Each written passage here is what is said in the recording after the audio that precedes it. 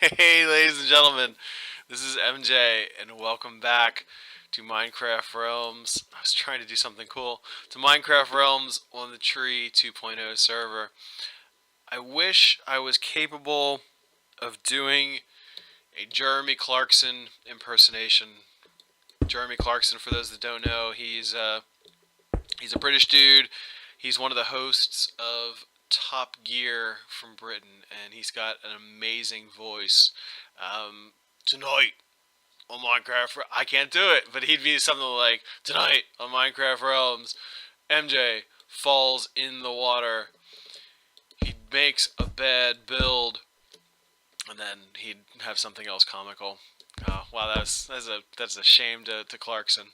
But anyway, so hey, welcome back, folks. And I gotta tell you, this build has been on my mind and crazy, and I've been. Today was a weird day. Today was a great day at work. Today was a great day at work. I think pretty sure I mentioned in the video yesterday that I was concerned. I was like, oh, how many volunteers are we gonna have show? I'm like getting close. How many volunteers are we gonna have show up? I don't know what our day was gonna be like. And my day was absolutely awesome. I had great volunteers today. It was just as always. You see what I'm doing here, people? You see what I'm doing? I'm expanding this a little bit, and I'm putting some slabs on the outside of this, and oh, you know what I did? For oh, I forgot to start my timer again. So we're gonna go ahead and we're gonna give it 2 minutes, and we're gonna go from there. So this is by my timer, it's gonna be an 8-minute build tonight. So I have a funny story to tell you tonight. So folks, YouTube, my name is MJ, and I have a confession to make.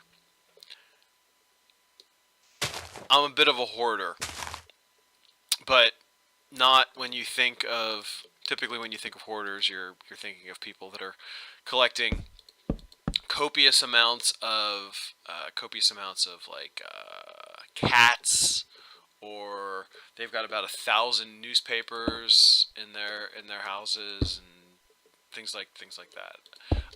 I'm not in any way, shape, or form like making fun of those people. I do understand that is a legitimate psychological issue. So I'm not making a joke about that. But I am a bit of a hoarder. Um, when it comes to certain things, I you as a listener, as a viewer, may be a cyclist. You may know a cyclist. You may have a cyclist in your life. There's a joke. Why am I doing this from the out? From I could be doing this from on top. Um, you may have a cyclist in your life, and there's a joke among cyclists that the ideal number of bicycles that a cyclist owns. All these blocks here, they've all got to go. All these leaves. That is not just that's not going to work. So anyway, the ideal number of bicycles that a cyclist owns is there's this is an equation. The ideal number of bicycles that a cyclist owns is the current number. I can't see what I've got under here now. It's the current number plus one. So it doesn't matter. It doesn't matter how many bicycles a cyclist owns. They always need one more. So, I rent a pretty awesome apartment. I'm lucky to buy spruce planks. I'm never gonna see you again. I have a pretty awesome apartment. I live in a really nice part of how does that happen? live in a really cool part of town. It is plus and minuses. It is a quickly gentrifying part of town. Um, 5 or 6 years ago, I'd have been able to buy a great house here. Can't do that now. There's absolutely no way that I would be able to afford to ever buy in the neighborhood that I've lived in for 4 years now. Welcome to my pad, people. Anyway, so bikes, neighborhood, awesome. Okay, I rent. I'm sorry, I was trying to track where I was going with that story. So, oh yeah, by the way, I think I'm happy with this now.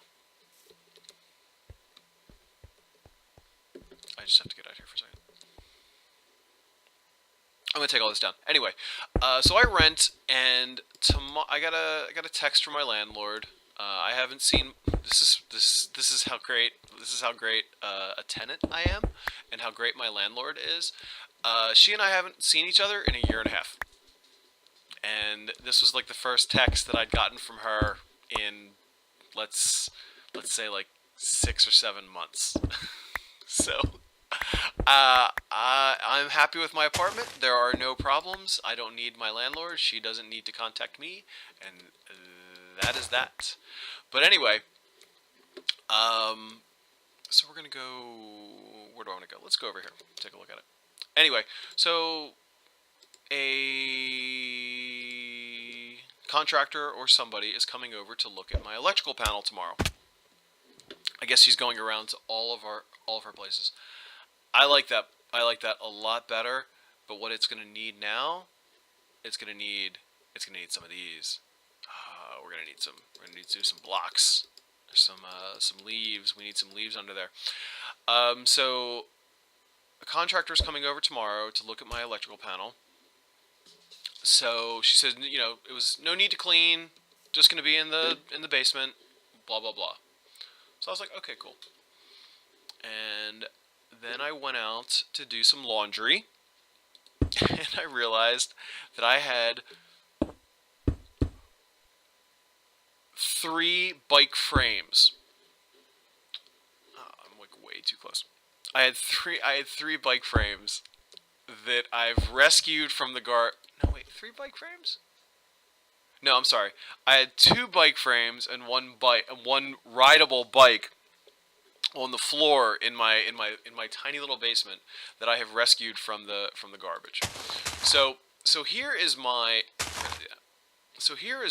ideal. These are my bikes. So I'm gonna go ahead as I build here. I'm gonna see. You guys can see what I'm doing, right?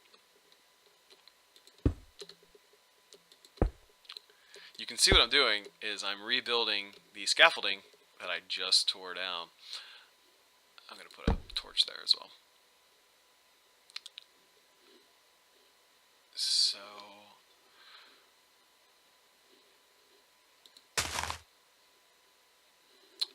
So my normal bike, my normal day-to-day bike, is a Raleigh mountain bike. It is a what's referred to as a. I'm not going to get too technical here.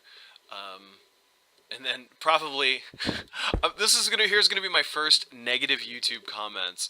Somebody's gonna be like, MJ, you were so wrong about talking about your bikes. That's my YouTube troll voice. But I have a Raleigh hardtail. So that is so it's a mountain bike that has shocks in the front, and then there's no shocks in the back. So it is a straight up mountain bike. It is a great mountain bike, but what I do is I have slick tires on it. I have as skinny tires as possible that could be. Oops. Oh look, I found some. Hey look, there's stuff underwater. Anyway, so I have as slick tires as possible on it. Oh, do I need to?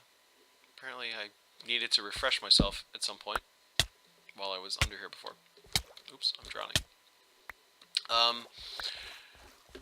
So there's that. And then I have a road bike. So that's just your normal 10-speed bike, road bike, that that I rescued from the garbage at one point. It's got a pretty crazy dent in one of the upright tubes, but it's still rideable. I just every once in a while pay attention to the. Kidding me. I pay attention to it, and then like I said, I live in a pretty awesome neighborhood. I live in the. I don't say this phrase negatively. I live in the hipster part of town, and hey, you know what? I absolutely love it. All my friends actually do make fun of me that I'm a regular skinny jeans wearer. I am certainly not a skinny jeans wearer, but I absolutely do love living in the hipster part of town. But my hipster bike, I do have a hipster bike. It is a bike from the best I've been able to date is from the 1950s or 60s.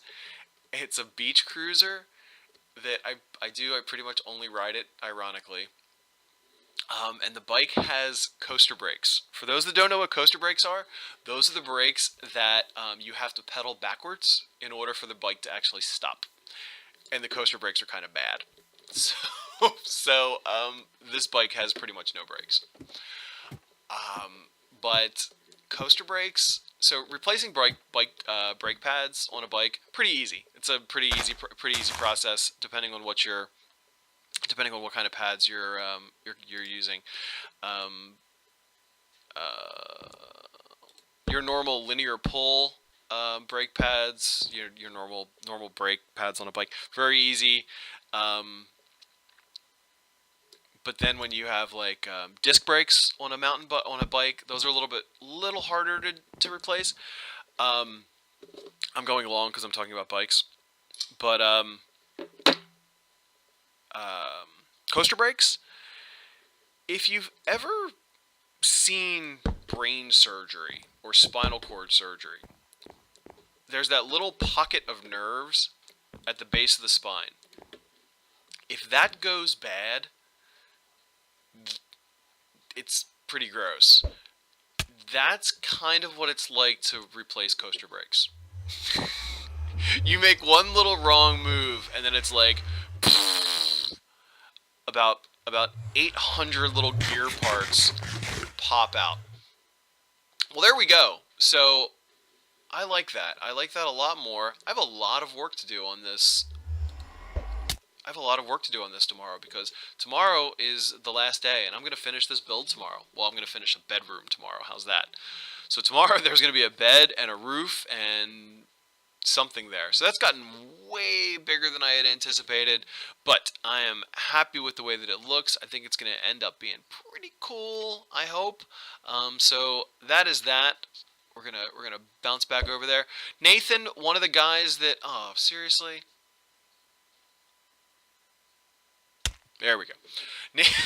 Nathan, one of the guys that actually commented on like my first or second YouTube video. Oh, hi there, creeper. Oh, I don't have my bow. Commented on like my first or second YouTube video after DocM77 retweeted me. God, back in October now. He commented the other day. He commented to me that the build actually kind of looks like a wither. So I kind of like that concept. So who knows? I might end up building a treehouse and then end up just turning it into a haunted house. All right. Well, here I am at the bottom of the ocean. At spawn, we're getting to the point where zombies spawn with iron armor. Woohoo! Yep. Difficulty level is the struggle is real, folks. Alright, ladies and gentlemen, I hope you enjoyed. Leave a like, leave a comment, get in touch. Hey, we're still talking about playing minigames this weekend, so it'd be cool if some people could join. It'd be cool if some people could join us. Oh, I have a, where are you? There you are. Alright, night. Good night, folks. Peace. I'll see you tomorrow.